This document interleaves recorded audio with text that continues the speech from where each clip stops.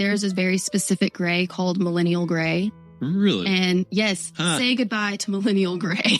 As a bald and bearded 40-year-old man, I don't get Taylor Swift.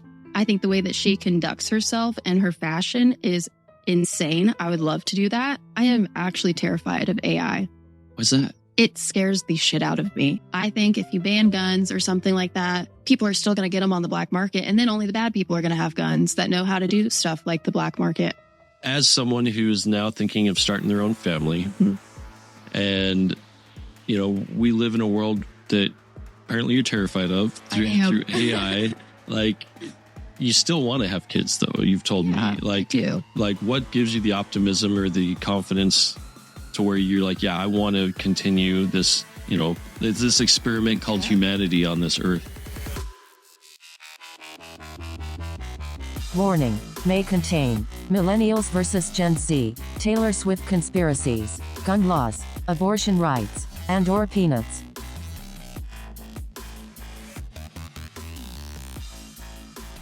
I am Woodstock. As a bald and bearded 40-year-old man, I don't get Taylor Swift. You're not supposed to. I recognize talent. The fact that she writes all of her own stuff is very impressive. It is. And, I just got distracted by your shirt. I like that. Woodstock. It's your wife's. Nice. So tell me why everyone is so insane about T Swift. So to me, and I fit her demographic perfectly, I am a 22-year-old girl that has ex-boyfriends and has been through a lot of similar things that any woman my age would have to go through. Trying to figure out who you are in life. What in the world do you want to do? And I would like to say I'm feeling 22. So, I'm assuming that's a Taylor Swift reference. Okay. But to me, her songs speak to me on a more personal level. I love them. I think the way that she writes her music is beautiful. I think the way that she conducts herself and her fashion is insane. I would love to do that. I don't understand why people, and this is anyone that's famous, anyone's going to get hate no matter what. We get hate in our everyday lives no matter what. But I don't understand people saying, oh, she's demonic because she looks like a witch in this video. That makes absolutely no sense. That's the first time I've heard anyone say Taylor Swift is demonic. It was last night when we were like chatting up. Where does that actually come from? So in her new songs, and there was a lot of very angry, I'm going to put parentheses around this, Christians, very angry Christians who said, oh, Taylor Swift is demonic because she's talking about God in a not so flattering manner in her new album. What does she say? Well, there's a few songs like Guilty as Sin, and there's a few lines. One of the lines specifically is, I would have died for your sins. Instead, I just die inside. To me, I feel like she was dating someone or friends with someone even, and she accepted all of their ugliness, the bare bones, who they were as a person. She accepted all of that, and then they screwed her over. So to me, I think that's beautiful. That's, you know, she proclaimed a deep, deep love for this person that screwed her over, and now people are saying she's demonic. That makes absolutely no sense. Well, she's obviously sold her soul to the devil to get as good as she is. So, But who hasn't? I haven't yet. But I definitely respect the fact that, and I don't know the details, you could probably lead me through it better, but didn't she have kind of a run-in with her producer, wanted to buy her music back? Scooter Tell Braun. me about that. Scooter Braun? Scooter Braun. What a name. I know. So I guess he owned all of her music and he sold it behind her back. Something along those lines. I'm not super well versed in all of the artifacts on it, so I don't want to say anything inaccurate. What's the gist? But the gist is someone owned all of her songs, sold them behind her back when they said they were going to sell them to her so she could own all of her new music. She couldn't get them back no matter what, so she went and she re-recorded everything. And because she wrote them all herself, performed them all herself, I guess that's legal to do. Yep. Even though the songs are already out there, she's like, well, screw you. I'm going to do my own. So the controversy made headlines again in November 2020 after Braun, Scooter was his name. Scooter Braun, yeah. Sold Swift's masters to a private equity company, Shamrock Holdings, in yet another move that she claimed had been done behind her back. Poor Shamrock. They're just trying to make a buck, like money. An innocent hedge fund or whatever the hell that is. Okay. But then she re-recorded it. So that's why you'll see, Taylor Swift just re-recorded, 1989, and she put it in parentheses, Taylor's version. Taylor's version means that's her re-recording. She owns all of those songs, and she adds songs like From the Vault, which are songs that never made the first album. So we get kind of old songs, which is really cool. Most of them have been that the producer said, no, it's not good enough. And they're so good. So the re-recordings, the music that you grew up on, that you love, word for word, every single nuance. Mm-hmm. Can you tell the differences between the new and old recordings? Yeah, her voice is much more mature. Okay, that makes sense. The voice, obviously. And the audios are pretty much the same. It's just the voice. It's 16-year-old Taylor doesn't sound like 30-year-old Taylor, which that's anybody. I would hope I don't sound the same as I did when I was 16. Do you like it better when she was 16? No. I know as a fan, you have to like the Taylor's version. No, I like Taylor's version better because her voice, like I said, it's so much more mature. It's more developed. She can hit higher notes. Nice. Yeah. Well, good on Taylor. Mm-hmm. She seems like a stand-up person. I had to, see her a lot during this last football season, which I'm sure you were very excited about. I was so excited about that because I've been a Kansas City fan for forever. My family's Kansas City fans and Cowboys fans. To throw that in there. Ugh, the Cowboys. But I've always loved Kansas City, and I love Travis Kelce, obviously, because Kansas City, he's won us some Super Bowls very recently. So when they started dating, I was like, this is the best thing ever. Who is it they were hanging up in the booth? Was it Kelce? Yeah, Mama Kelce. Dang it, Mahomes' wife, right? Yeah, Brittany Mahomes. Besties up there. That was controversial too. Everything's controversial these days. For some reason, people don't like Brittany Mahomes. I don't really care. It's so funny that people actually care because I have no idea what's going on. Actually care about the stupidest of things, like who's friends in Hollywood. Well, it doesn't matter because they're in Malibu and we're here. So, well, that's for sure. Mm-hmm. So, I've had a few younger people on the show. You're not the youngest, but you're around there. But the whole point of the show is for me to talk to people from completely different backgrounds, different perspectives, try to see eye to eye, have conversations where I'm not going to agree with everything. I'm not a huge fan of Taylor Swift. I have to listen to it a lot because my daughters are women. It's not cool to not like Taylor Swift right now. It's weird. Like my daughter, she feels like she fits in because she likes Taylor Swift. It's taken everyone by storm. So again, good on you, Taylor. But as a, dude that, I don't know, I don't dislike it, but it actually, I've been caught a couple times. You're listening to the radio and you're like, oh, what's that song? And you're like, oh, that's Taylor Swift. And you're Troya was just saying something similar. She was like, I didn't realize how many Taylor Swift songs I loved until you and I became friends. And I'm like, I like this song. Oh, that's Taylor Swift. I like this song. Oh, it's Taylor Swift. That's how I feel about Big Wild. Shout out to Big Wild. But so if someone from your, I don't know, are you Generation Z? What generation is that when you're 20?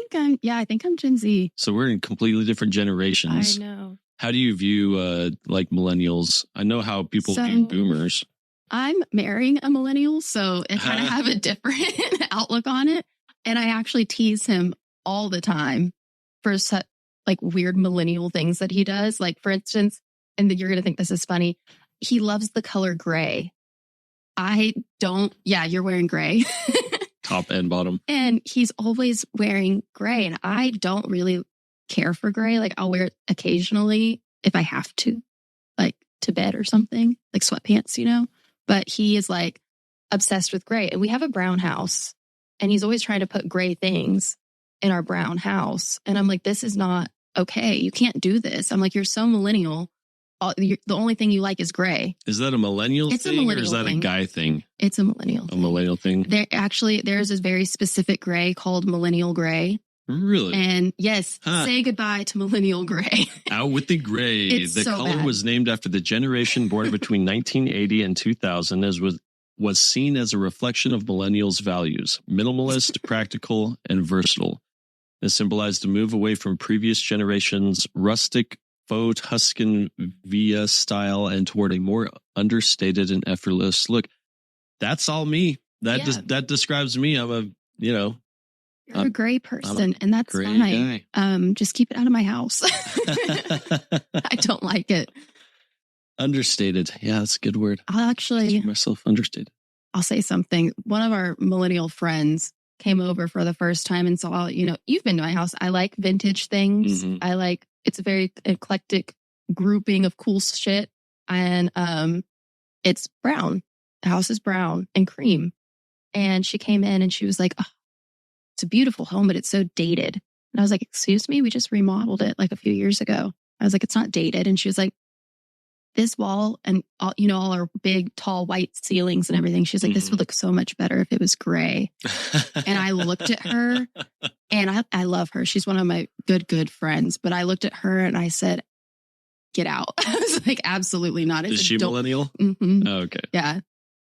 Well, growing up in our area, if you lived anywhere near the 80s, you would recognize that everything was brown. Everything. It was brown and yellow, and then you had some of those like dark oranges. Uh-huh. And so to us, anything brown is old and dated. Like, I thought people that had like leather and wood in their vehicles, it was dated, were just like gross and old, because they were old at that point. They smelled like cigarette smoke. Yeah. But now that I'm older, I like me some, leather and some wood grain. Yeah, it looks nice. I still like gray though. I know. My background right there, gray with all of my koozies. I'll still accept you. It's fine. Thanks. Appreciate it. I'm big, I like simple things. I'm not super flashy, which is weird because my last episode was the Cybertruck edition, and that's the flashiest thing that you can ever possibly own. Yeah. But it makes me feel awkward driving around. It's the greatest vehicle I've ever even touched. It's really cool looking. It looks like a spaceship. Weird. Yeah, I need to name it. I'm not sure. Maybe just the truck. Maybe the door stop, cyber stop. I don't know. Cyber stock. That would be cool. Well, let me gather my thoughts. It just left me. And Adrian can cut all this out. Or leave it in. I'll leave it up to him. He can make me look like a silly goose. That's my dad jargon coming out, silly goose. Instead of saying an idiot, I'll call my daughter a silly goose, but she knows what it means. Oh, she knows what it means. Chandler thought that was a compliment, actually. My little sister, she's 17 now, and we always called her a silly goose growing up because she was not a very smart little kid. I mean, she's exceptionally smart now, graduating top of her class and everything. But when she was younger, she was just very delusional, and she thought the world kind of revolved around her. I don't feel bad saying this because I'll say it to her face. And so we called her a silly goose. And to this day, she thinks it was a compliment. And this is me bursting her bubble on a podcast. It was never a compliment. Shout out to Chandler. Welcome to your bubble being burst. So the thought that escaped me that is now back, you were talking about marrying a millennial, and, we've spent some time together and we mesh well. And you made a comment last night while we were kind of talking about, what type of topics we're going to be hitting on. You said something about being an old soul. Yeah. And how some people see that as a compliment. People tell you that a lot.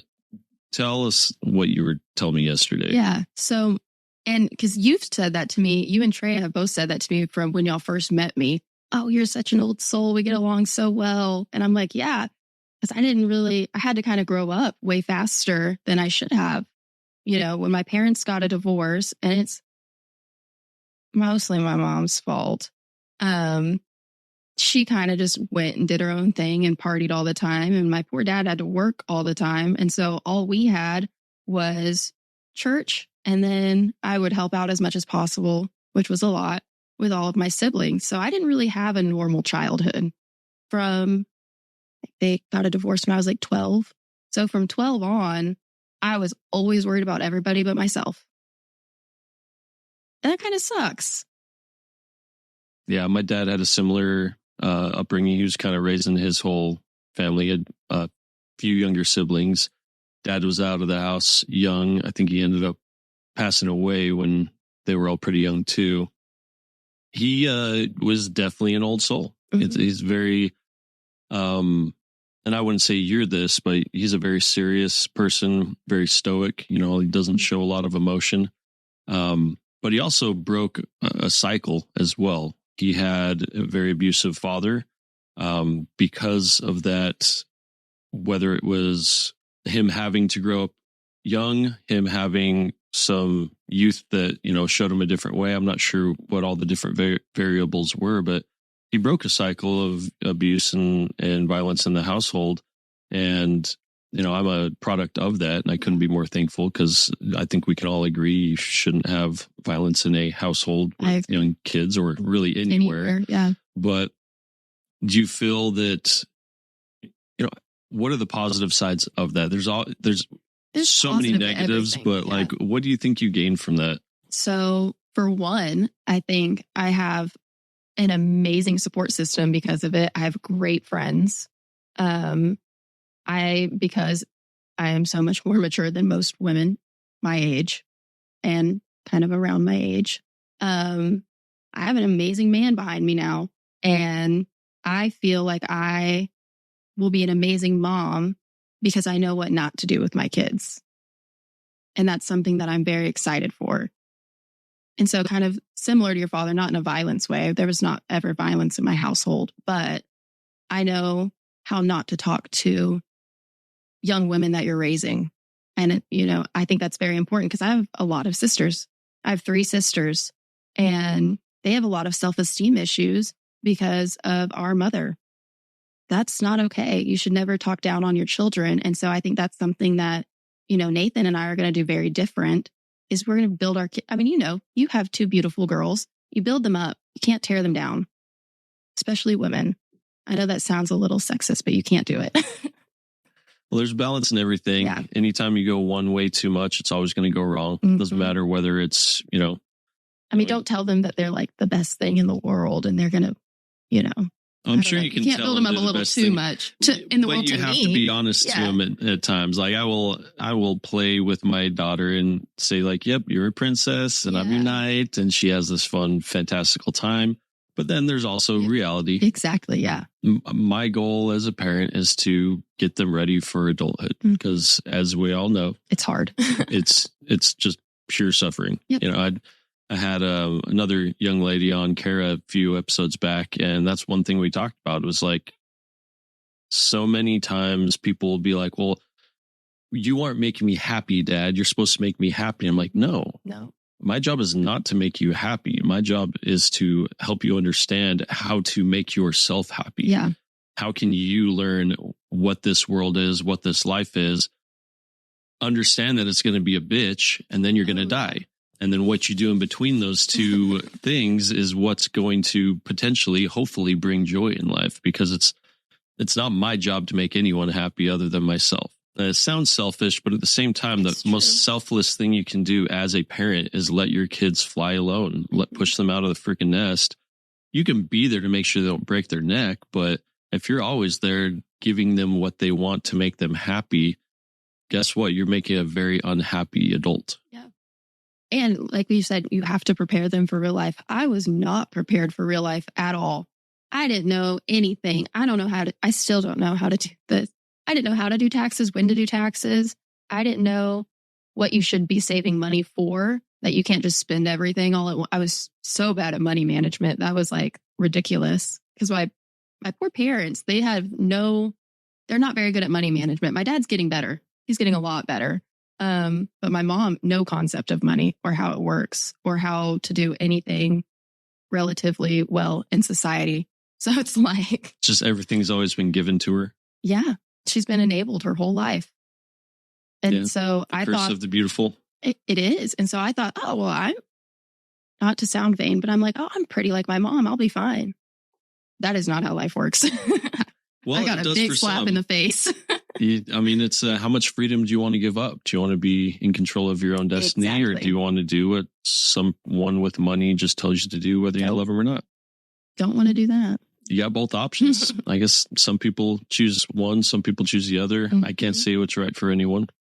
You know, you said something like, you weren't ready to be an adult when you were that young. Mm-hmm. And one of the like stark life lessons that I learned is the fact that I don't care if you're the CEO of a major corporation, you don't know what the hell you're doing. And so like the lie of youth is that adults have it figured out. Like people always ask me, Jace, like, when did you figure it all out? And I just laugh because I'm like, I don't know what I'm doing. Anyone who tells you they have an idea of what they're doing, they're either delusional or lying to you. Mm-hmm. It's one of the two. And there's, I mean, let's break it down a little bit. There are skills that you can learn. You know, if you're a carpenter, then yeah, you know what you're doing on how not to hit your thumb with that nail. But as far as life in general, on especially parenthood, on what financial decisions are right, we have so many kids right now, not kids, millennials that still have student debt because they were told, hey, this is a great financial decision. Go to college. You're going to make so much money. And sure, they were probably idiots for getting art degrees or whatever. I can judge them as much as I want because I don't have student loan anymore. I only had to work life-threatening jobs in the tundra for multiple years to pay it off. But that's another story. But there's never going to be a right answer. Yeah. In fact, we're creating more and more right answers all the time. Like we have AI to deal with now, which is going to completely upend everything it's scary. that we thought we knew. Yeah. I am actually terrified of AI. What's that? It scares the shit out of me. I don't like robots. I've seen the Robots movie. It scares me. Wait, the Robots movie, like iRobot or what? I don't remember. You're going to have to ask Nathan, which I think it's just robots. Nathan made me watch it. I want to see this one. Is it like a kid movie or? Oh, yeah. This movie right here. I'm terrified of it. This gives me nightmares. I can see how iRobot would, but robots. Wasn't that like, I think I saw it. It was like lighthearted. And there's one with Will Smith. I don't know what it's called, but there's a robot movie that he's in. Yeah, that's the iRobot one. Terrifying. That one's kind of terrifying. Absolutely terrifying. I hate robots. I hate AI. It scares me. Now, I will say what I do use AI for. I use a program called ChatGPT to help me with content writing and marketing. And I do love ChatGPT sometimes, but it's also kind of scary because I feel like she reads my thoughts. So I'm not sure how ChatGPT works. If I'm not mistaken, you have, just on a, a big scale, it's a large language model. Mm-hmm. It predicts what the next word's going to be and it sounds really smart. But does it have an account that learns your specific, or does it reset every single time? No, so I have my own account with ChatGPT and it knows my writing style. Okay. Which is kind of scary. So you go in each time and it's building off of all the conversations you've had with it to that point. Mm-hmm.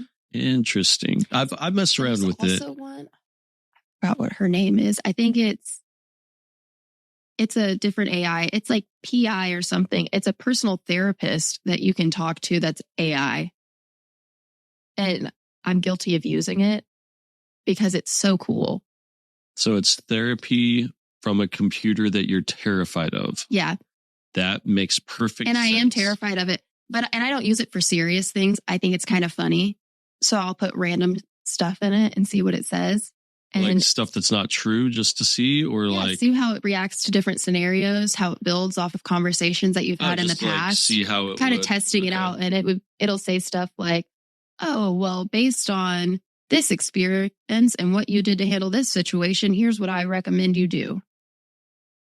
And I'm like, that's kind of scary. Because you're not going to a therapist, you're talking to your computer. But what are humans but computers, right? Yeah. And the big difference is we have hormones and chemicals raging through our body that gives us these emotions that typically are not very, I guess, productive. Mm-hmm. I joke around a lot about how women are psychos because, we have different levels of, testosterone really is the only difference. Yeah. And, the whole men are from Mars, women are from Venus. I respect women entirely. It's just I have come to the conclusion I'll never fully understand them. Mm-hmm.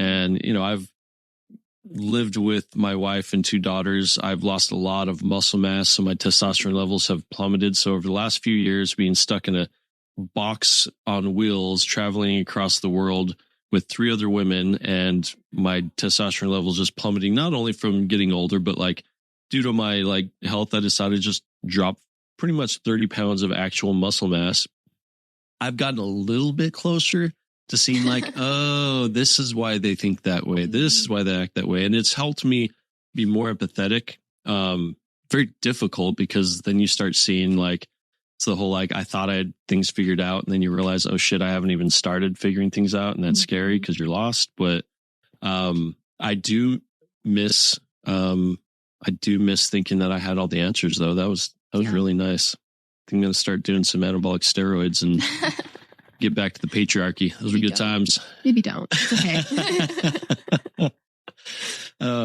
So as someone who is now thinking of starting their own family, and, you know, we live in a world that apparently you're terrified of through AI, like, you still want to have kids though. You've told me, like, what gives you the optimism or the confidence to where you're like, yeah, I want to continue this, you know, this experiment called humanity on this earth. So the world is always going to suck no matter what. It's always sucked before us, so it's going to suck after us. So why not? I mean, everyone has to face their own hardships in life, whether they have kids or not. So why not have kids? One, I mean, you have to repopulate the earth no matter what. I guess you don't have to, but I think you should. And why should I have to miss out on, you know, motherhood and that whole life journey just because the world sucks? It's always going to suck. It sucked. Our parents were terrified, and when it was about to be 2000 and they thought the world was going to end. People always think the world is going to end. There's always a theory out there. If the world ends, it ends. We all die. Why does it matter what age you are when you die, you know? So I don't know. I like looking at different, like the whole spectrum of beliefs across the world. And I don't know them all, but I've studied, you know, I've lived through Mormonism. I know quite a bit about Catholicism and, you know, Christian, you know, the evangelical views, a little bit about Buddhism, Hinduism, Taoism, all those different types of, and they all have their own, you know, flavor, but it's all kind of the same thing. There's a higher power. There's a higher power. Some people think it's a dude. Some people think it's just an entity that's out there. Some people think it's all of us, just kind of all combined. But when you look at all of those at the same time, there's things that conflict, but then you find underlying ways to live life that truly can live in concert with all those different beliefs. The things I think that are really causing a lot of tension, whether it's, you know, worldwide or just in our nation, things like abortion, things like, you know, gun control, things like drug use. Those are all the things that it's because your base value, whatever you believe God is, or, you know, spirituality or whatever. And not only that, but the people who are feeding you those beliefs, they're going to say, hey, this is binary. This is right. This is wrong. And then all of a sudden, you don't have to think about it anymore. It's nice. You're like, oh, I have the answer. I can just move on and use my brain power elsewhere. But that's a big problem. It is a problem. That's exactly what I was going to say. That's a problem. Why do you think it's a big problem? I think people should think for themselves and not just listen to some big man up on a podium telling you what to do. Could that big man be a good person? Sure. Everyone can be a good person, but you don't have to agree with them. Especially when it comes down to stuff like you said, like abortion and gun control. We don't know what's right. None of us know what we're doing. You can circle back to that. Nobody knows what we're doing. But God said so. Did he? I don't know. Or she or it or whatever it is. Did they? I don't know. You're never going to know what's right or wrong. You know what's right or wrong, whatever is best for you in a certain situation. I think if you ban guns or something like that, people are still going to get them on the black market. And then only the bad people are going to have guns that know how to do stuff like the black market. I don't even know how to access the black market, but I feel more protected knowing that we have guns in our house in case somebody with an illegal one comes in and tries to harm us. I feel better knowing that. I mean, statistically, having a gun in your home is just increase the likelihood of you getting harmed. But that's not talk about that because we're in Texas. As a gun owner, I enjoy having guns. I think it's enjoyable. I think in the very very minuscule chance that we do revolve to a hunter-gatherer situation, I would love to have those tools. That would be nice. When people turn into zombies, I'm gonna headshot. I am too. I just don't think that, in the 99.9% chance that we continue on as we are, I can understand the argument against guns, but I don't think that that's actually going to solve any problems. I don't either. I think if we actually look at, all right, what are the problems we want to solve? And I kind of talked this briefly with another person. We just need to do what we've already been doing. When we have strong, powerful things that are potentially dangerous, we just treat them like all the other strong, powerful things that are potentially dangerous, aka cars. We all accept them. We all agree, yeah, I should probably register this, pay my taxes on it, have insurance in case something goes bad. And drive as carefully as I can. Yeah. I mean, right there kind of solves a lot of stuff. We're not going to keep, hurt people. All of these incidences that we have, it's someone, usually a late older teen male that is going through some really fucked up changes internally, and they've been abused by either their peers or their parents, most likely both.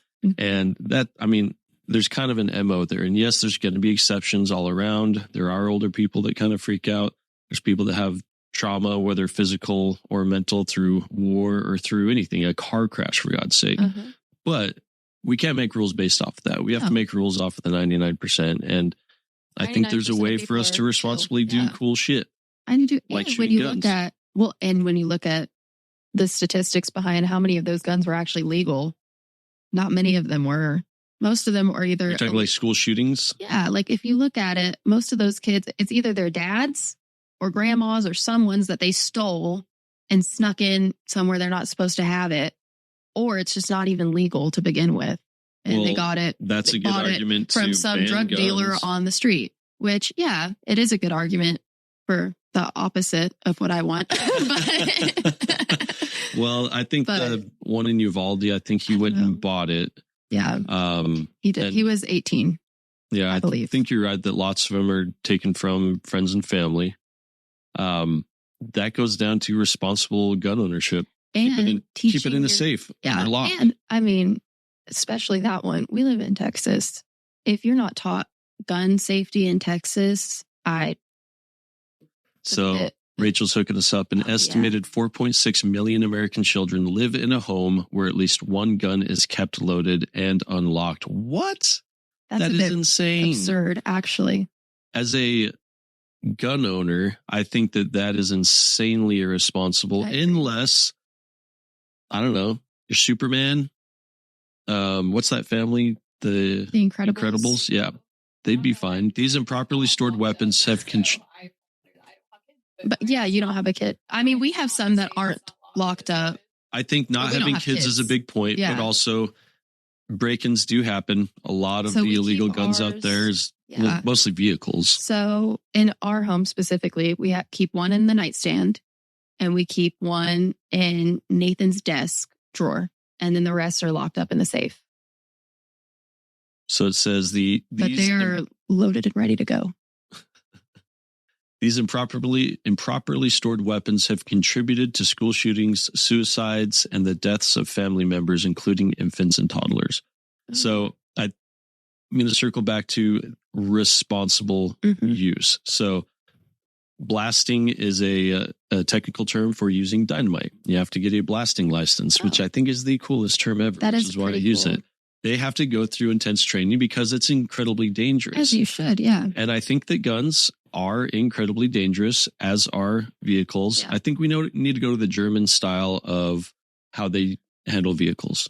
They wait until you're a little bit older, which in the U.S., we have so much space out here. I think if you live in the city, maybe, but out in the suburbs, I think 15 is honestly fine. Yeah. But they have it. It's very expensive to actually get your license up there. It's a more dense population. They don't have as much disparity in wealth, so it works there. But you have to spend, I think, a few $1,000s to get your license, and it's like an intense course. But when you get on the roads, everyone follows the rules because A, they know them, and B, they don't want to lose their freaking license that they just spent a lot of money and time to get. They respect it. And whether I put cars, drugs, guns, all of those different things in the same category because they all have the same. They are very potentially dangerous, but they're amazing tools that have huge potential for good. But you have to know what the fuck you're doing and be responsible. Absolutely. So I think the age of 25, we figured that out through the car rental industry. Once you're 25, we can actually trust you not to, run shit off of cliffs. Yeah. Sometimes. Most of the time. Just say we just set everything to 25 years old. You work until then, grind, get some money, and then earn the shit that's fun. Yeah. I don't hate that. Done. I couldn't do a lot of things. Solve the world's problems right there. I know. You're not allowed. I know. No booze for you.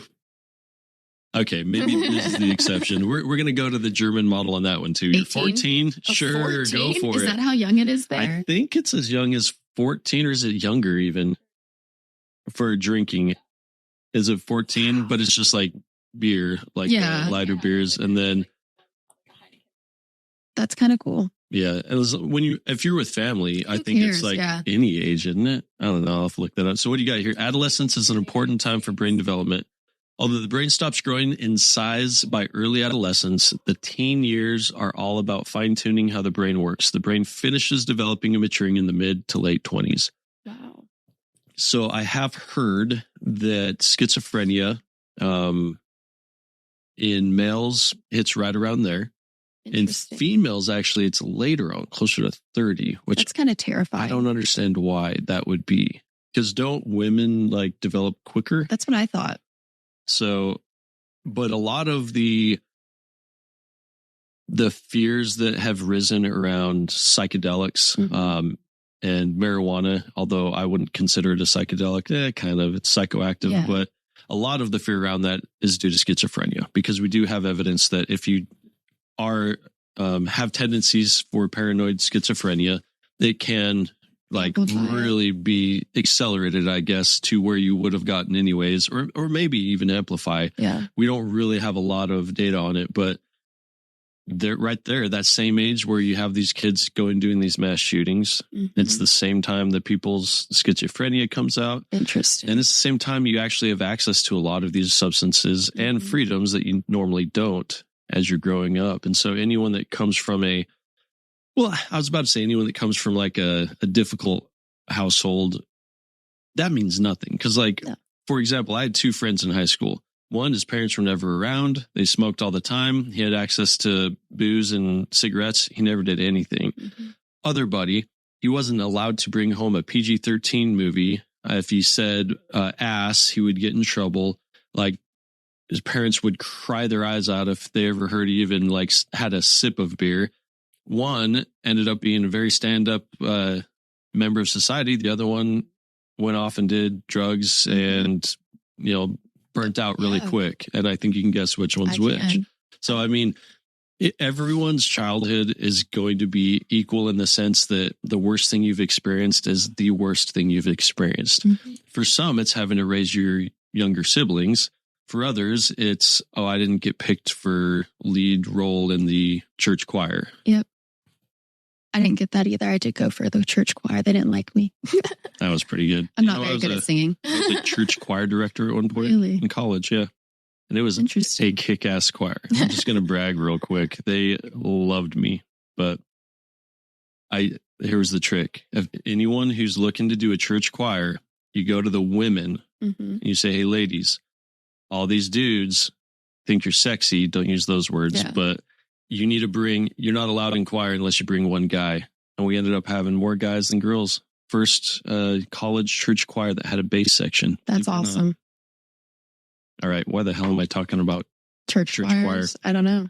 But so where were we at? We're talking about the responsibility that we need to have to do difficult, dangerous, but potentially fun things, useful and fun. Because I think as shitty as this life can be, we need to squeeze the most out of it. Absolutely. So going back to the concept of we don't know what God is. If you're Mormon, you believe he's an actual physical being who was once like us. we can be like him someday as well. Okay. It's a beautiful concept. That's pretty cool. It's logical too. Yeah. Like if you have a dog that has puppies, that puppy becomes a dog. And what is dog but God backwards? And man, my dad jokes are on fire today. Yeah, that was pretty good. Thanks. I've been conjuring that one up for a while.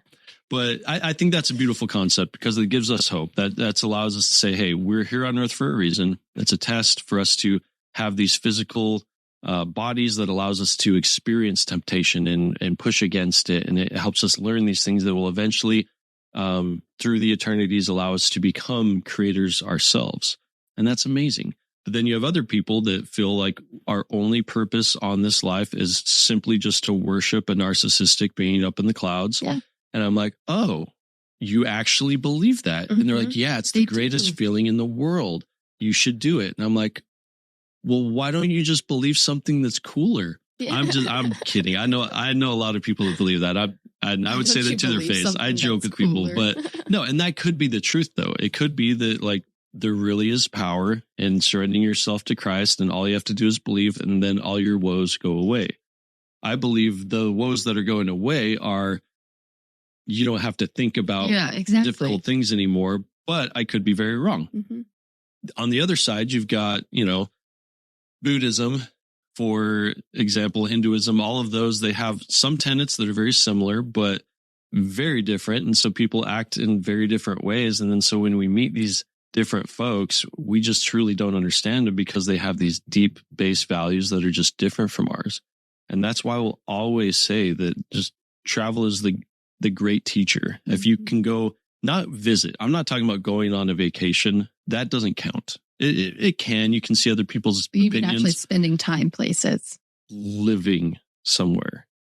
Getting to the point where you actually understand another culture and even start embracing some of that culture, that will change you more as a person than anything else. It's going to allow you to open up your mind in a way that you did not know existed because all of a sudden you realize that this perfect little world that you've made up in your mind, that you've finally made it to adulthood and you figured out life and things are good and you've got your habits in place, that all goes away. And all the judgment that you have are like, oh, they're walking around barefoot. You go live in that climate and you're like, oh, I can see why they walk around barefoot, or mm-hmm. I can see why they don't respect my culture. It's because, well, kind of doesn't make sense in some ways. Yeah. Like the concept of like sexualism in America is laughed at by most of the world.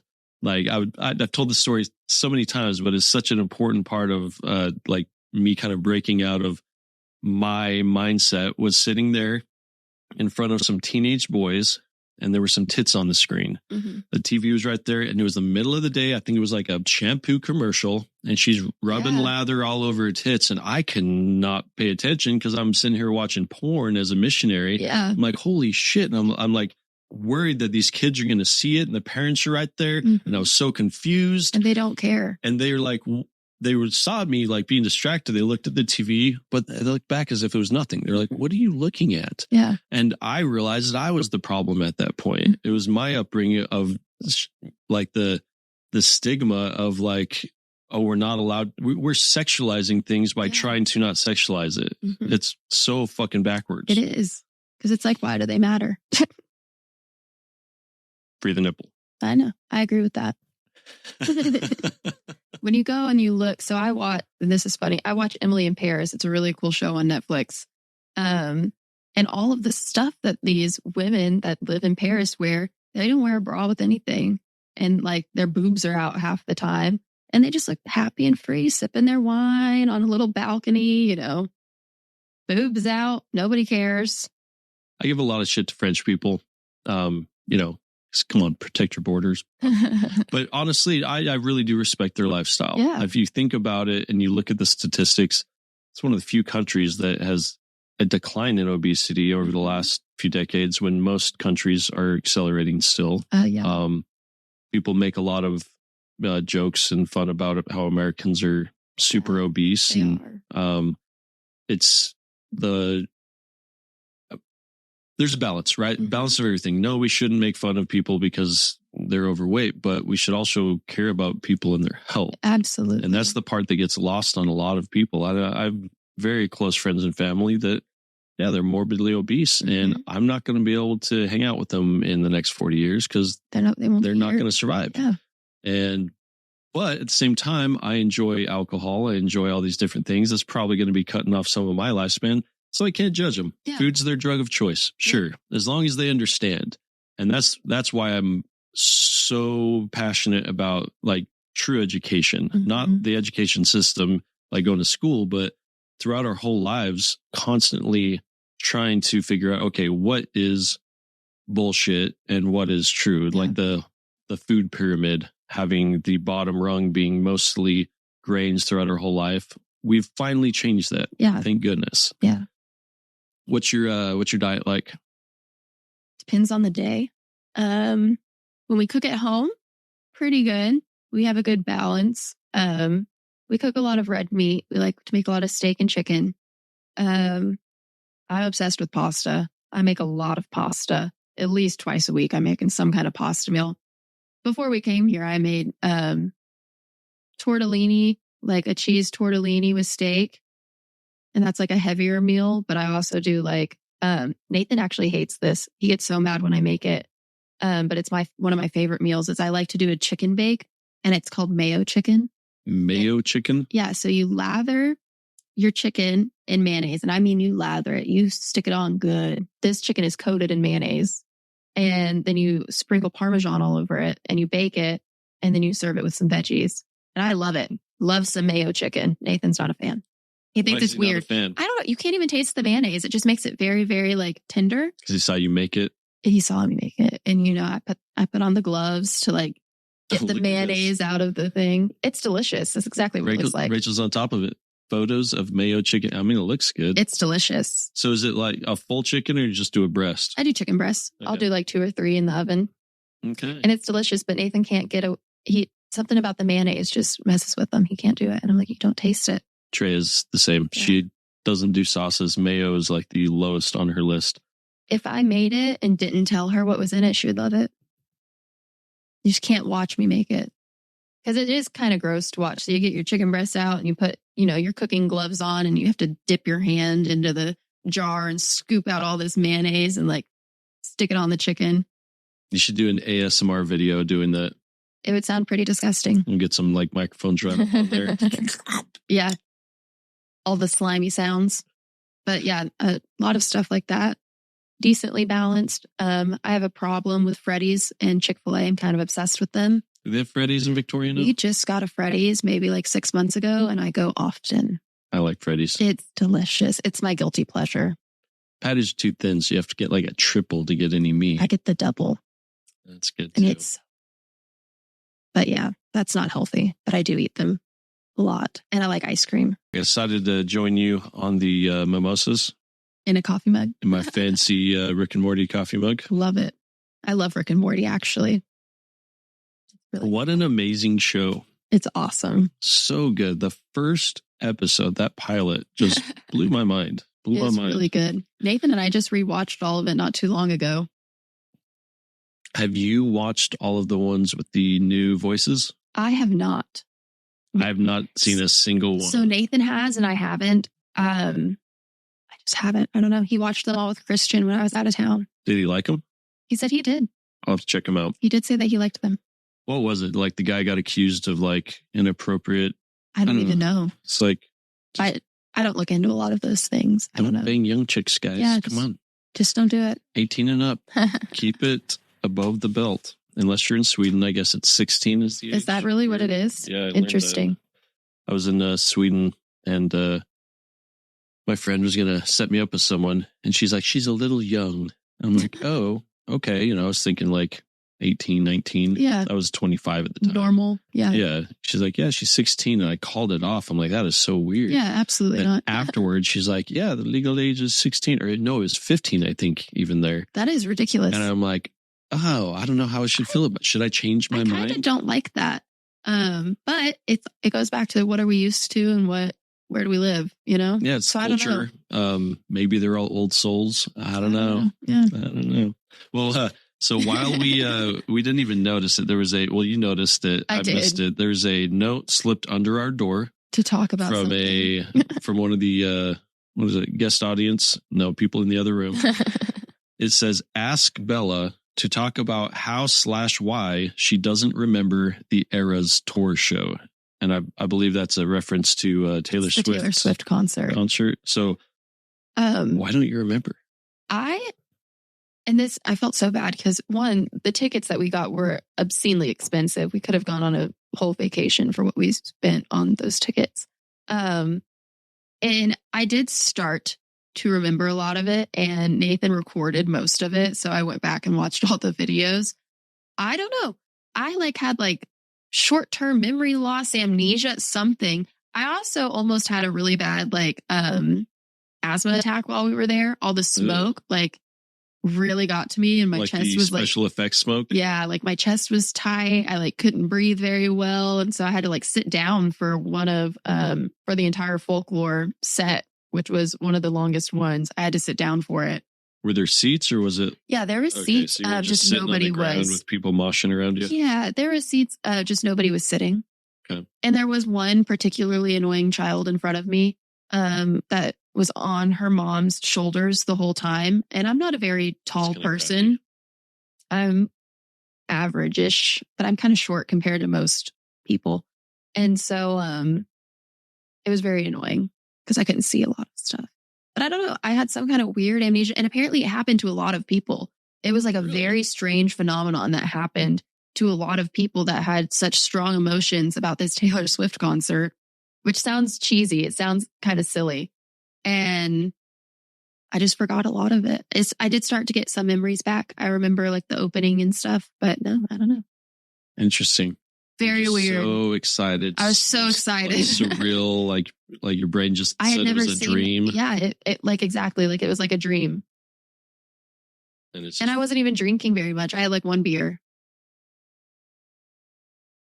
Well, I wish I loved something that much. I know. And it wasn't my fiance. It was Taylor Swift.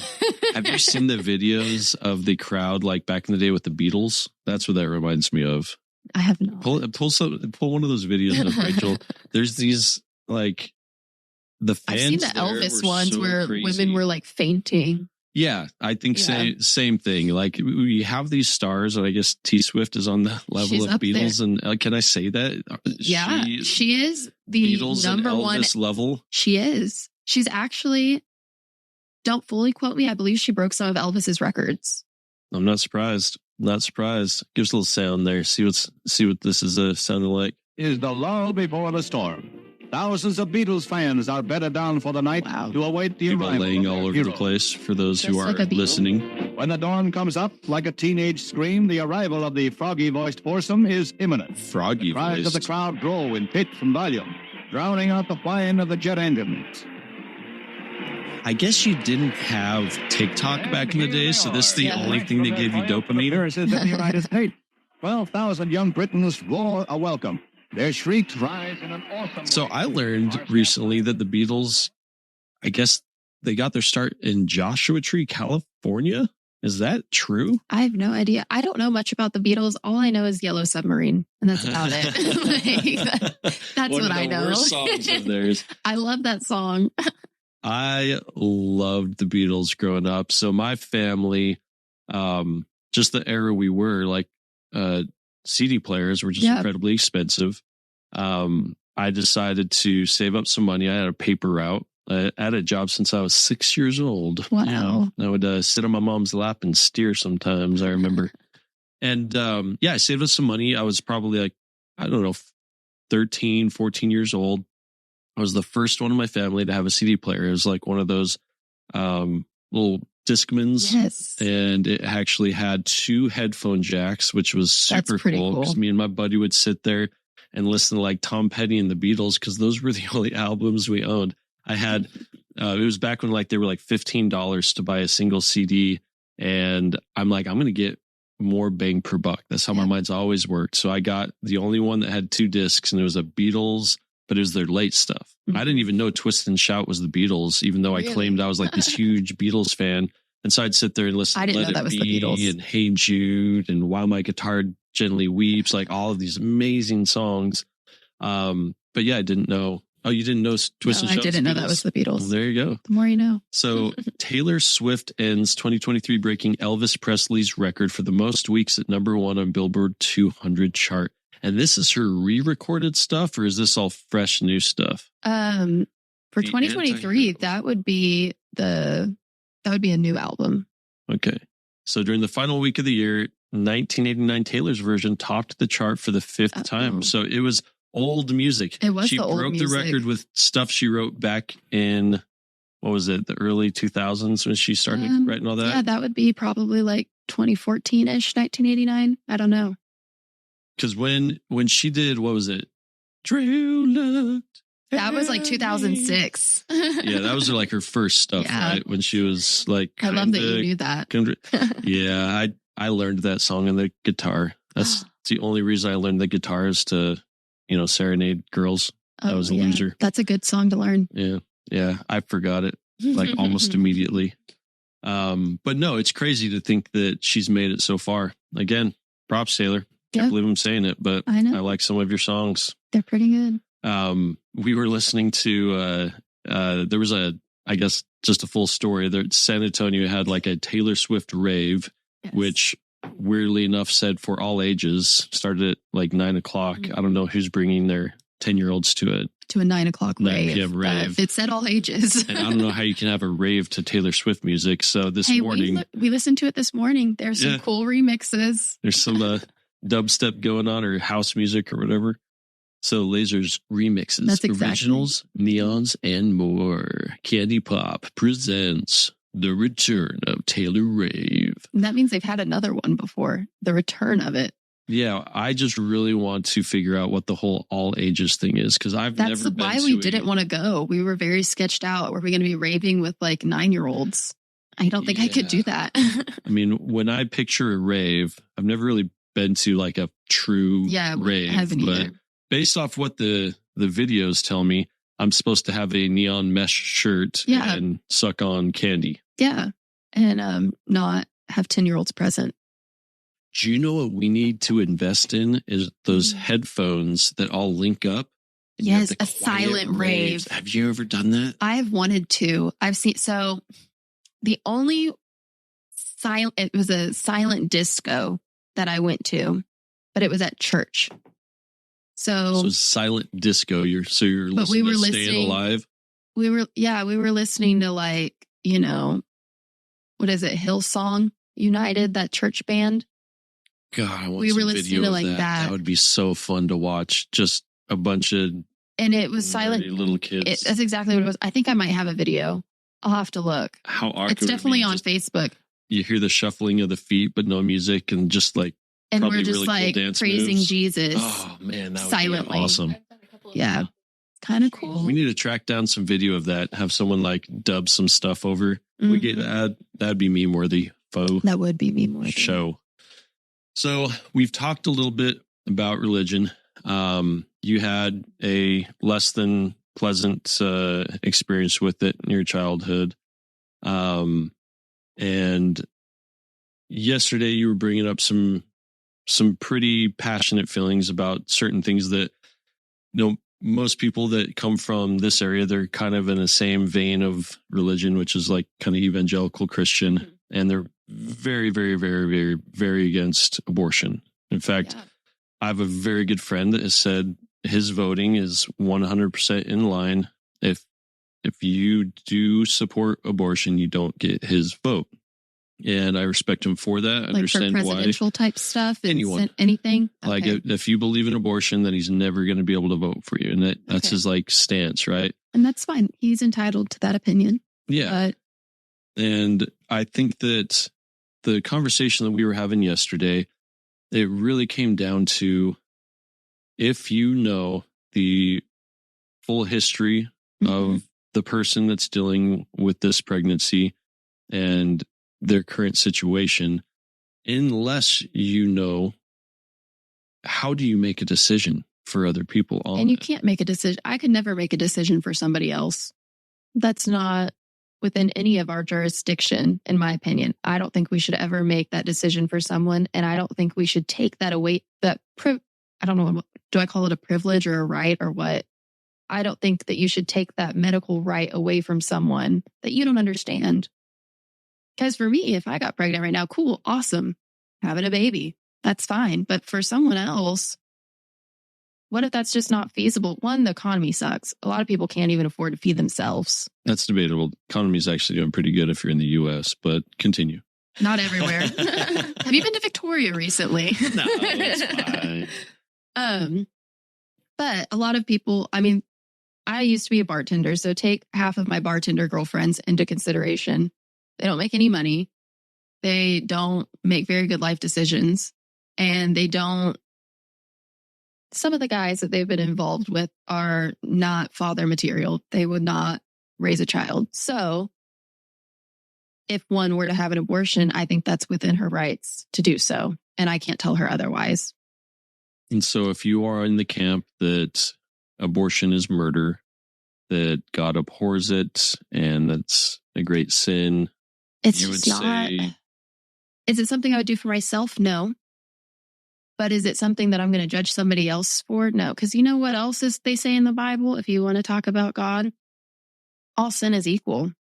So my judging you for what you want to do with your body that has nothing to do with my life is the same as whatever you're doing, if you consider that murder, if you consider it that.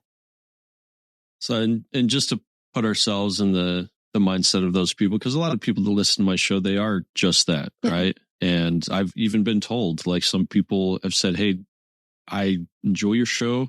I just don't like how you talk about religion. Mm-hmm. And I don't have too many opportunities to like have conversations with them, but you know, my response really is it's not that I talk poorly on your religion. It's that I treat all religions equally. Which is, and yeah. If you have the belief that I do, that sure, any of these religions could be the ultimate truth and there's no variation from it, although I think that's unlikely. I think we all have good shreds of truth, but you can be offended by me saying that you're potentially wrong, but it's not that. It's the fact that the fact of the matter is we all live on this playing field called Earth, and the only way that we're going to get to the next level and actually potentially have a peaceful reign, that we're not actually wasting all of our efficiencies on like violence and instead pushing all of the resources and knowledge that we have towards making it better for everyone, something that I think inarguably God would want for everyone. Mm-hmm. We have to realize that there are realities. There is gray area. There's things that are not going to make sense for Bella, but they might make sense for Jace and vice versa.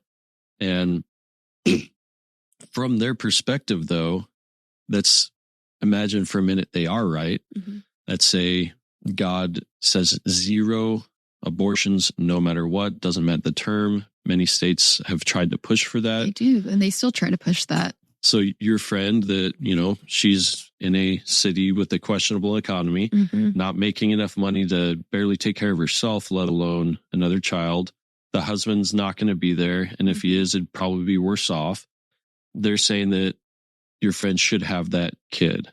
And so what's going to happen in our current setup is she's going to be on her own with no financial support, leave at all, because I think America's we top the cake with 10 average of 10 vacation days a year versus some places have like 40 or 50. In Germany, it's required for both the husband and the wife to take time off. There's maternal and paternal leave. They both have to split it, and then there's free daycare and there's free healthcare. So if we had a system that actually cared for these kids that we're bringing into the world, then I could at least kind of get behind the, hey, all right, you don't get to choose what's happening with your body. Well, you do, you know, in their defense, the, you know, evangelical or the anti-abortion side, you do have a choice with your body. It's don't get knocked up. Yeah. Mistakes happen. But mistakes I get it, you know, but if it does happen, let's make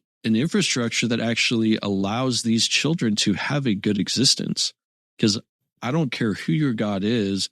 I don't think he wants pain and suffering for children. Exactly. I don't think that's something that they're going for. And so the issue I have is that our political system is so binary right now that if you believe strongly like my friend who says, hey, abortion is that's the hill I'm going to die on. He has to pick a certain party because there's one party that supports that, but he's also supporting the same party that doesn't want to make a social structure to care for these kids that don't have anyone to care for them. So you're forcing people into a bad situation. I think both could go right in the light, or in the sense of like, hey, everyone could be right. Let's try to make everything work along. We kind of got to have it one or the other way. Either make it very accessible and make it to where there's early detection. So, the later on, I think we can all agree, the later on, the worse. No one wants to be cutting out third trimester babies. That's horrific. That is horrific. It can happen. It needs to sometimes for medical reasons, but that should be the last choice. I agree. Yeah. So if within the first couple weeks, maybe we focus on early detection. Maybe we focus on like helping people not stigmatize it so they can actually go somewhere and maybe making it more accessible to where people don't have to travel out of state for something. Cause that's a big, thing that I've sseen in the news right now too, is, they made it to where like, I don't know. I actually don't even know what Texas is. But I would assume Texas's laws are more strict than others just because it's Texas. And what if you had to go to like Nebraska or something just to get that taken care of? Well, then you're waiting longer. You're spending more on travel. Some people can't get all the way up to the north part of the states. So I don't know. So it's like some things are counterintuitive. Going back to like the issue I have with many religions is they think in certain items, they're very binary. There's no question. I know that this is wrong. And therefore the conversation stops. It's not hey, how can we make it best for everyone? It's my way or the highway. You need to change your lifestyle because you're a sinner. And I'm like, yeah, don't you see the issue? Yeah. So let me see here. That's the problem. Texas laws ban nearly all abortions unless, in the exercise of a reasonable medical judgment, a doctor determines that the patient is experiencing a life-threatening physical condition aggravated by, caused by, or arising from a pregnancy that places the female at risk of death or poses a serious risk of substantial impairment of a major bodily function. Okay. So Texas first passed a law in 2021, that's very recent, that banned most abortions after the 6th week, which we brought that up yesterday. Nobody knows they're pregnant at 6 weeks. Nobody does. That's like, oh, maybe my period's a little late, You and I were like trying, and we decided to take a little time off because we didn't want a December baby because we had a wedding to go to. It's like that time of year where she's got like the seasonal allergy. She's like, I do not want to have a baby in December. So we stopped trying and immediately have a baby. Yep. and she's kind of weird. She always claims she's psychic and I tell her she's not, but she might be. It's weird. Don't tell her I said that. But even she like wasn't sure at that time. It's like so rare. So the fact that they have that, it's not in good faith. And that's the problem with that is we have these multimillionaires, even billionaires in Texas that push a lot of the campaign funds, right? And that's why we have certain types of laws pushing like this. Although I don't think the majority of people would agree with it. I have my friends that say, no, there's no exception at all. Yeah. We just have to educate people not to get pregnant when they don't want to. And I don't think that's the majority, though. I think if you actually go into the story of each people's life and we're able to sit down with the doctor, with that person, with a loved one that cares about them, and all three of those people say, yeah, I think this is the best decision. No, it's not going to be easy, but this is going to be better off for everyone. I think that kind of ends the discussion. I think so too. And that should be where the discussion does end. Nobody else should be telling you what to or not to do. That doesn't matter. Why does Greg Abbott get to choose what a 16-year-old girl needs to do to go to college in a few months? And I'm just playing devil's advocate here, but I guess we could say the same thing about murder. I think my life's going to be better off murdering this other person over here. And my doctor agrees. Now, see, that's ridiculous. Like that would never lowered happen. My stress level. My therapist said so. Was that Rachel? is now legal. Yeah. 24 hours.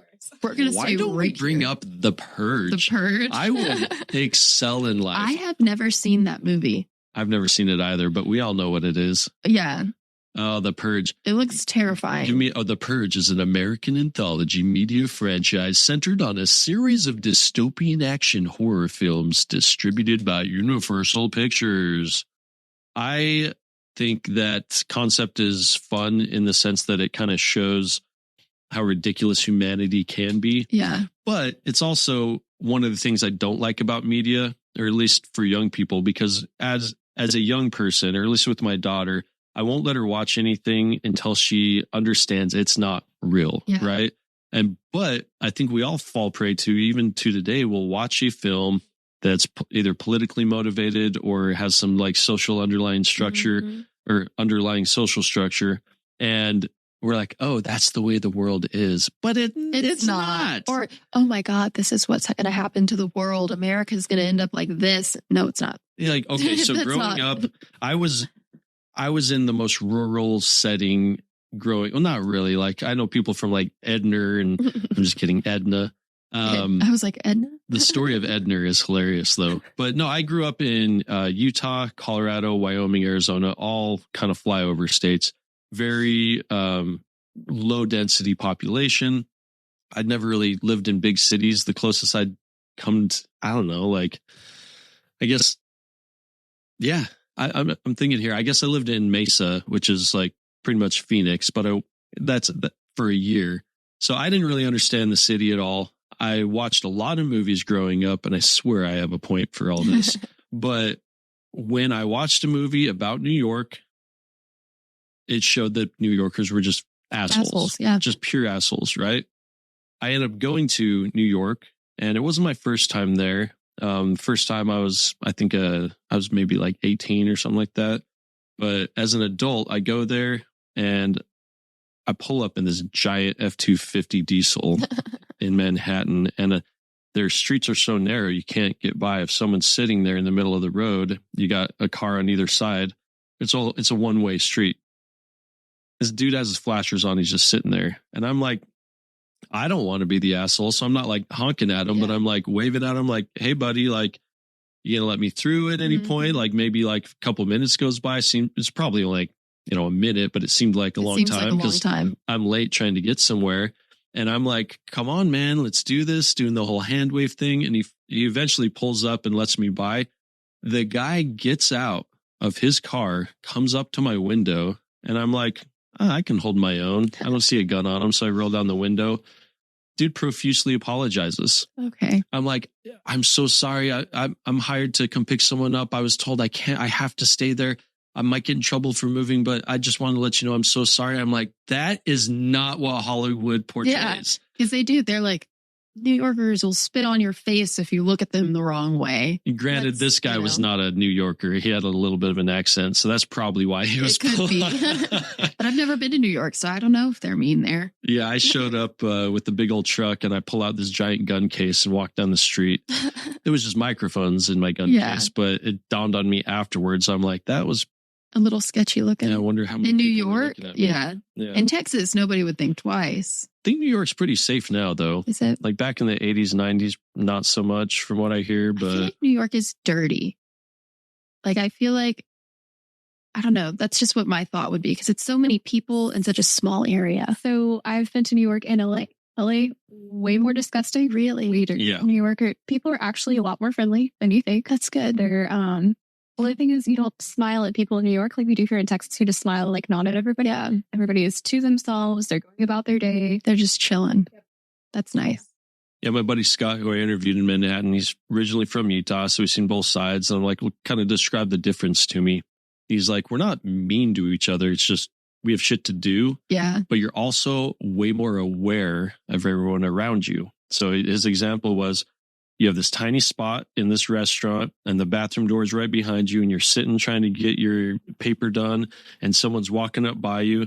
Instead of like you bumping into each other, you just kind of move slightly. You both recognize, maybe you'll grab the door for them, but you don't even recognize them as a person other than like, I know you're there, open up the door, keep focusing. I got shit to do. Because it is called, I believe they say New York is the city that never sleeps.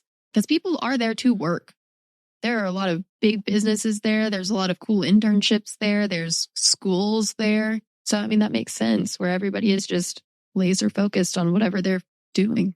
And that's the kind of the realization I had during COVID. There's this huge divide, and everyone I talked to, like mostly off the microphone, I would talk to them about like, hey, how do you feel about COVID? And it was the line was drawn, and is whether you lived in a dense population or out in the country. Yep. And it was so clear to me at that time. I'm like, well, that's how politics are. That's how COVID was. All of it is divided by, are you forced to live around a shit ton of people you don't know and you have to trust, and there's extra fears and anxieties that come along with that? Or do you have all this open space and, you act differently? Yeah. In a act as in a responsible way during a pandemic, it's different depending on where you live. And so when all of these mandates came down globally or, federally in our nation, that's why people are so vehement, because it's like, why are you telling me what to do? I live out in the country and you're shutting down my business. I don't see more than 5 people a day, yet this grocery store in town is a necessary business. And so they get to stay in business, but you're shutting me down even though there's no logic behind it. That's how our government fucked up. I agree. That and then in Europe, when I was traveling around, they had signs up that said either show your vaccination passport or your proof of immunity, meaning if you have gotten the actual disease, they're going to treat you just like someone who's vaccinated. Yet in the United States, that for makes some sense, reason, you have the antibodies for it. Yeah, it's like, that's logical. Yeah. If we did that simple thing, all of a sudden, all these conspiracy theorists that are like, they're only doing it because Bill Gates wants to make us gay. And I mean, like, that would all go away if we actually used logic. When I don't think I heard that one. I may have confused a few different things together, but I heard the lady that lost her medical license because she claimed that the vaccine caused you to be magnetized. I think I'm getting this right. And did the TV turn off? It did. What? I need to get all my equipment's falling apart. Oh man. That's what happens when this TV was in a trailer I've taken from all the way to Texas to Louisiana over to New Mexico, and it's really shaky in there. It's probably dead now. Okay, it's the computers. I'm just not trying to distract y'all. Oh, it's going crazy. Well, looks like I'm coming back to you, Apple. Miss you so much. I do like me some Apple products. Yeah, well, I mean, to be fair, please sponsor us. That would be cool. That would be cool. I'll give credit where credit's due. That computer, cool concept. I just wish it was more robust, and the fact that the customer service is going to charge me $600 to replace something that thousands of people have the same defect, and they're just ignoring that's absurd. it. I don't know how many times I've daydreamed about starting a class action lawsuit, but then I'm like, no, I'm just going to live my life and get over it. I don't know. You can make some money off of it. That's just not me. I don't know. Like, more power to you if you're like into litigation. I'd just rather just move on and that's a big Nathan thing. I feel like Nathan will sue anyone if he can. He is one of those. Sorry, babe. Well, I mean, there's some people in life who live in New York, and then there's the rest of us. Yeah. No, I'm generalizing too much. But Bella, we've talked about a few controversial subjects. We have a computer that is failing on us. Luckily, my audio is on a different soundboard, so we're good to go. Our cameras are all separated. Backup contingencies. The worst feeling, and I've only done this very few times, is when you get through a whole episode and everything's just like popping and you're feeling good about it, and then you realize that all of the files are like corrupted or won't work, or it's awful. That is, that would very suck. depressing. We've had some good conversations, so I hope that doesn't happen. And as always, the conversations off the mic are going to be so much better. We have a full day of day drinking ahead of us. We always have good off mic conversations after a few beers. You're like, I can't say this on the podcast. I'm like, I can't say this. I know. I do say that a lot. I'm like, I'm not saying this, but I'll say this. Is there anything else that whether you're passionate about, you feel people need to know more about, that you feel you should get out there? I didn't get into AI enough on why I'm terrified about it. And I thought about that when we went to go refill our drinks. The reason I am terrified of AI is it's stealing jobs. And I've seen it take people's jobs. I don't have a content writer anymore. I have AI. We don't have a content writer. He's gone. Like, doesn't exist. You can go into Chat GPT, and I shouldn't tell people how to do this because could potentially steal my job. But because I do marketing, if you go into Chat GPT and you say, I am Woodstock and I need this kind of campaign, and here is my ad spend. How can I do this? And tell me how to set it up in Meta, which, Facebook. It's going to tell you everything it's going to give you should post this many times a day, or you should post on these days out of the week at this time for, maximum, engagement, for the maximum engagement. And it will tell you everything that you need to do. You don't need me, because you just did it for free on ChatGPT. I don't even have to strategize anymore. I can say, I have this financial office looking to increase sales by this % with this budget, and they need to run a PPC campaign. Give me a strategy. And it does it. Well, here is my rebuttal. Okay. But here's why I'm not afraid of it. And you can take this back to any era in history. Okay. You have new technologies, and it's going to take all these jobs away. Mm-hmm. But then we seem to still have plenty of jobs. They're just different jobs. It's like you look at the coal miners, they're all upset because we're taking away coal. But that's one generation, mm-hmm. right? The other rebuttal is what you just said was gibberish to most people, especially the boomers, definitely the boomers, and even many millennials. Poor that's boomers, way they above get their such head. a bad rap. Yeah, well, I'm the new boomer now as a millennial. Yeah. As a gray folk. That's what I was going to say. But what you just said sounds awesome, mm-hmm. and you know how to do it. But although that seems simple to you, it's like me telling my grandma how to plug in an RCA cable. It's white, yellow, and red, and she couldn't figure out where to plug it in. And I'm like, well, Grandma, you're a fucking moron. And so you do still have a job. The thing that kind of bugs me a lot with the younger generations, and I was the same way when I was the younger generation, and the fact that I'm saying younger generations makes me so fucking old. They complain about stuff that hasn't happened yet. I do that. For example, the amount of 20-year-olds on Reddit saying that it's ridiculous, the house prices are so high, I cannot afford a house, this is crazy. I'm like, well, I couldn't afford a house when I was in my 20s either. Oh, yeah. That's just normal. That is normal. And so, like, it may sound Republican of me because they're right. Get a fucking job, mm-hmm. learn a skill, grind, do what's not fun, and you're going to get good. One. I do agree with you on that one, especially being my age. I am not supposed to I'm not supposed to be making six figures right now at 22 years old when I've only been in the industry for 3 years. I'm not supposed to be able to go buy a $600,000 house at 22. Maybe a starter home in a year or two. Or 5 or 10. Yeah. Like, okay, when I was like in my mid 20s, the hubris that I had was ridiculous. I would have this job and I'm like, I'm doing way more than this 50-year-old. No, I didn't say that. Not then. I do now. But then I was actually a good, nice Mormon. But I would think like, I'm doing so much more than them. Why are they making more money than me? And then I told you a story about this beautiful woman. She was in her probably 60s, ready to retire. I want to say her name is Meg. I did not listen to her. She gave me some advice and I stuck my back up and didn't listen. And then once I kind of went through the ringer after years, I don't know what it was, but I looked back on that. It was just a small little conversation, nothing. But I remember my reaction to it.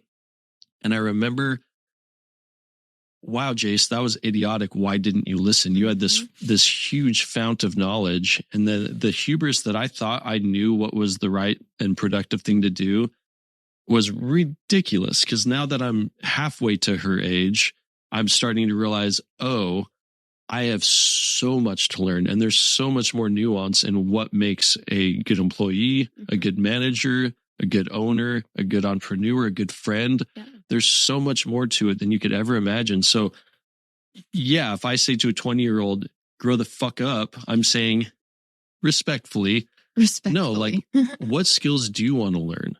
Do the boring stuff. Like, I think yesterday I'm like, learn how to use Excel, learn how to type, Yep. learn how to do a well-worded email professionally. Those little things matter. And well, maybe they don't matter anymore. Now it's like, learn how to talk to Chat GPT and Gemini. Hey, GPT, write a well-worded professional email. My audience is a 60-year-old woman. Make her feel beautiful. Go. And it's like, do that. Yeah. So maybe that's the new skill that needs to be learned. Good evening, Glinda. I hope this email finds you well. And that's exactly like, you're such an old soul. Sincerely. And that's what she wants to hear. Yep. So the final reason why I'm not scared of AI, let's go back to like the 1800s. You have guys like Carnegie, these like media moguls, oil tycoons.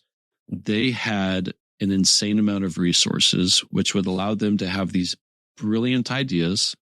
And then they got to say, hey, you 100 people, go put your brains together and make my idea work, but I get all the credit, right? Mm-hmm. Whether you're a king back in the 1500s, it doesn't matter how far back you go, whoever's on top and has all the resources, has all these amazing ideas, and lets everyone put their beautiful brains together and use synergy, which is why I love humanity. But then it all funnels up to that guy, and now King George gets the credit, or Prince Williams, or Jace Woodstock, whoever it is at the top.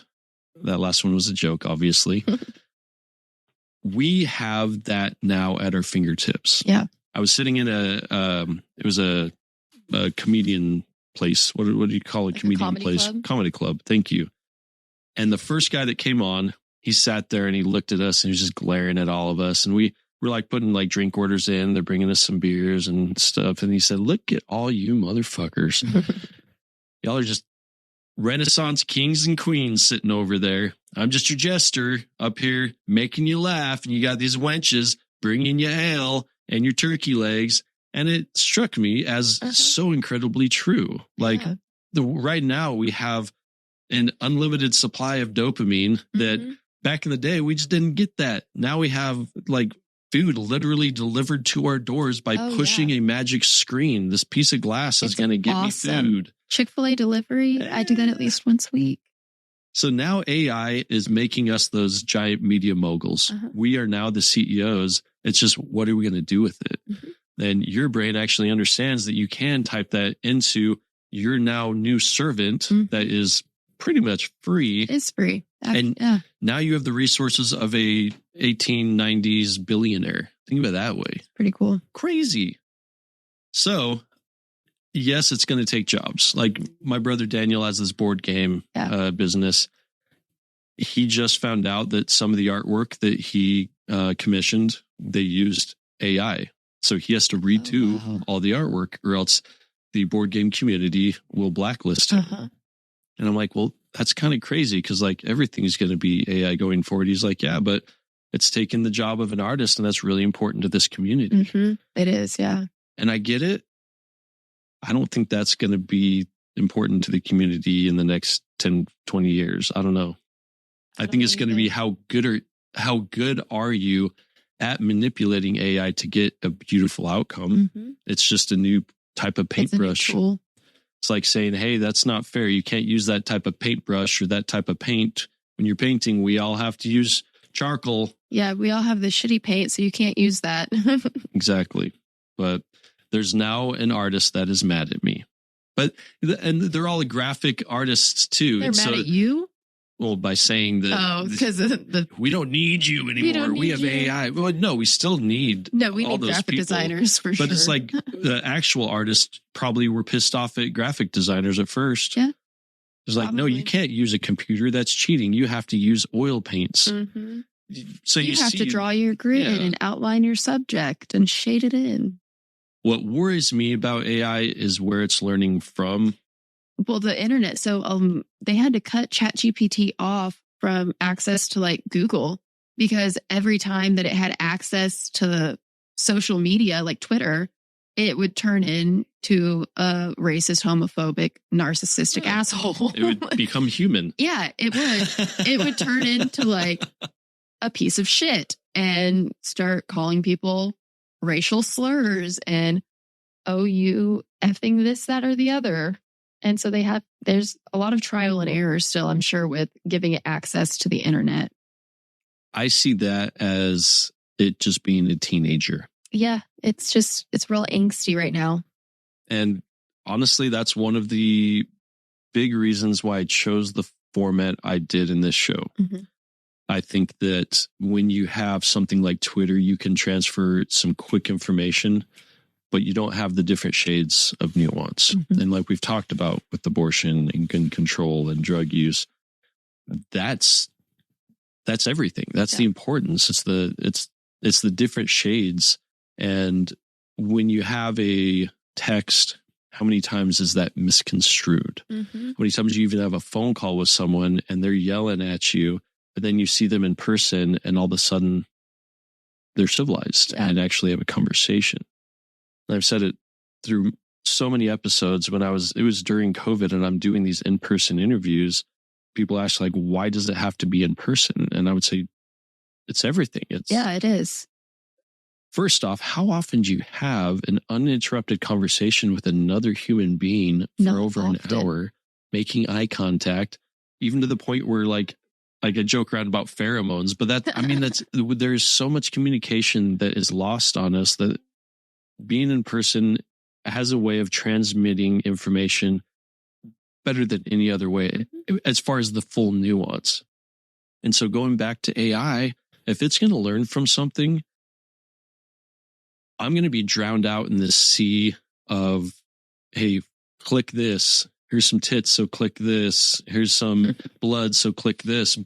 But I'm hoping that eventually AI is going to sift through the knowledge of the world, and I want to give as much actual, authentic human connection as possible. So when it's learning what is humanity, it's not learning it from TikTok dances. Yeah.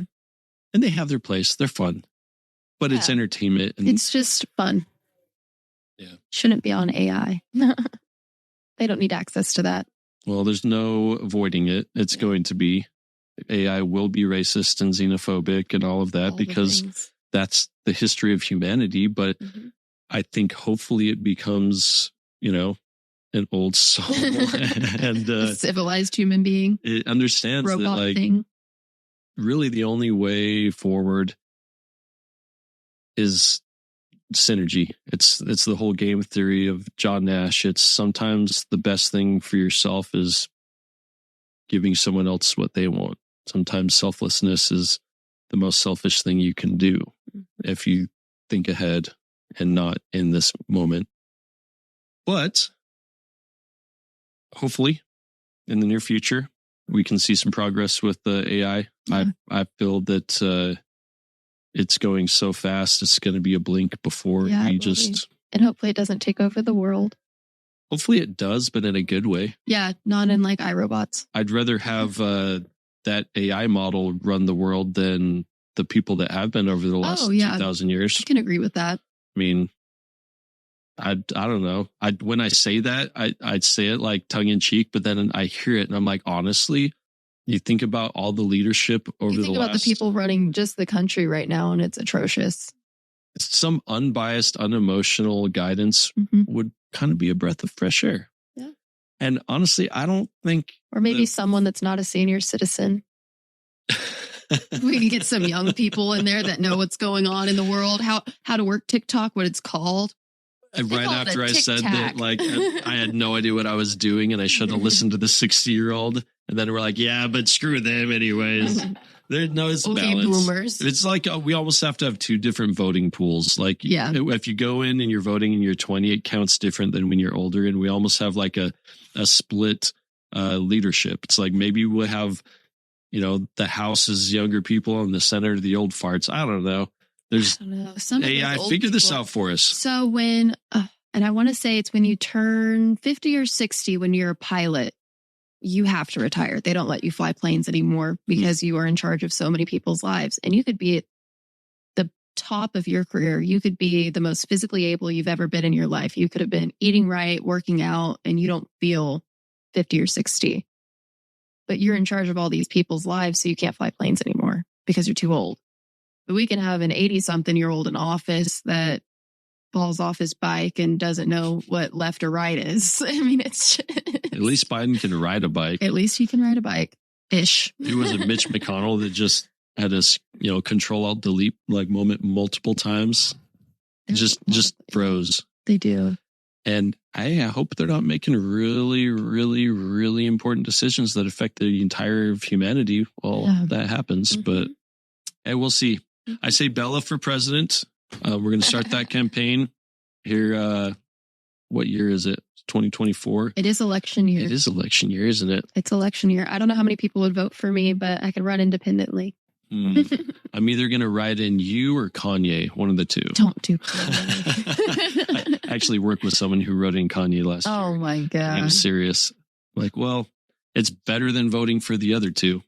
We would go down a whole nother hour conversation if you got me started on Kanye and As Kardashians. a Swifty, you probably love Kanye. I hate him. He was the one that got on stage and just straight up dissed Taylor.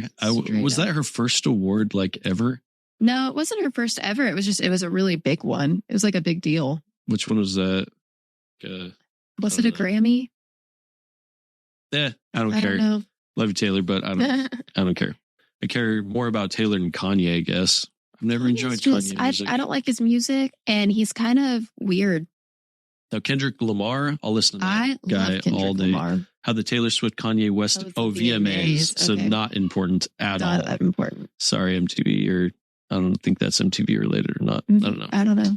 All right. Well, let's wrap this up. Let's go get day drunk. Thank you so much for being on the show. Thank you for having me. And stay positive. Yep. Love you. I love you too. Bye.